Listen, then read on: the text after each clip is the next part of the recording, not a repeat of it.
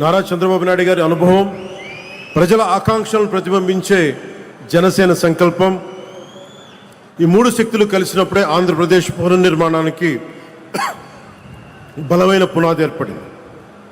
కూటమిలో జనసేన 21 సీట్లతోటి సర్దిపెట్టుకునే సందర్భంలో చాలామంది వివిధ రకాలుగా విమర్శించారు. కానీ మేము 21 సీట్లతో రాజీ పడలేదు. ఆంధ్రప్రదేశ్ భవిష్యత్తు కోసం 21 సీట్లకి జనసేన పరిమితాన్ని చేశాం.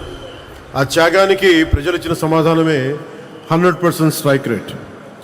2 ఏళ్ల క్రితం మేము ఇచ్చిన హామీలు ఈరోజు ఒక్కొక్కటిగా ఆచరణలో కనిపిస్తున్నాయి. పెరిగిన వృద్ధాప్య పెన్షన్లు, మహిళలకి ఆర్థిక భరోసా, ఉచిత గ్యాస్ సిలిండర్లు, మహిళలకి ఉచిత బస్సు, రైతులకి అండా, అన్నా క్యాంటీన్లు, విద్యకి ప్రాధాన్యత, యువతకు ఉపాధి అవకాశాలు, మేము చెప్పింది ప్రతిదీ ఆచరించి బలంగా ముందుకు తీసుకెళ్తా ఉన్నాం.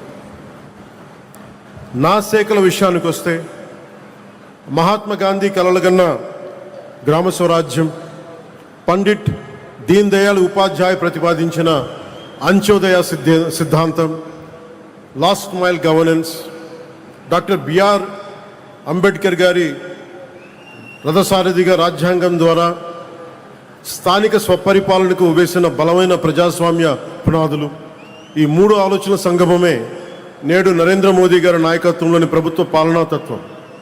సబ్కా సాత్, సబ్కా వికాస్, సబ్కా విశ్వాస్.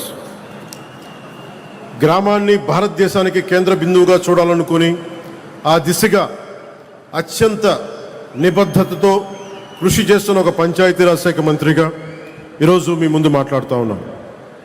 ఒక పిల్లవాడి భవిష్యత్తు పాఠశాలలో ఎలా నిర్ణయించబడుతుందో, ఒక దేశ భవిష్యత్తు అదేవిధంగా గ్రామంలో నిర్ణయించబడుతుంది, గ్రామ పంచాయతీలో నిర్ణయించబడుతుంది. ఒక రైతు ఆశ, ఒక మహిళ ఆత్మవిశ్వాసం, ఒక యువకుడి ఉపాధి, ఒక కుటుంబం ఆరోగ్యం, ఇవన్నీ మొదటిగా గ్రామ పంచాయతీ ద్వారానే ప్రభావితమవుతాయి.